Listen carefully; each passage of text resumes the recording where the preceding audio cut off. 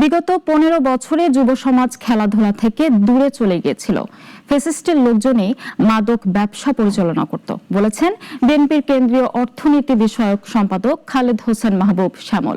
বৃহস্পতিবার বিকেলে ব্রাহ্মণবাড়িয়া সদরে পাওয়ার অফ ইউনিটি আয়োজিত মোটরসাইকেল ক্রিকেট টুর্নামেন্টের ফাইনাল খেলায় প্রধান অতিথির বক্তব্যে তিনি এসব কথা বলেন তরুণ ও যুব সমাজকে খেলাধুলার প্রতি আকৃষ্ট করতে উপজেলা, ইউনিয়ন এবং ওয়ার্ড পর্যায়ে মাঠ করার উদ্যোগ নিয়েছেন তারেক রহমান। ক্ষমতায় আসলে জেলার খেলোয়াড়দের জাতীয় পর্যায়ে অংশগ্রহণ করার ব্যবস্থা গ্রহণের আশ্বাস দেন তিনি। এই ব্রাহ্মণবাড়িয়াতে বিশেষ করে মাদকের একটা বিরাট ছবল ছিল।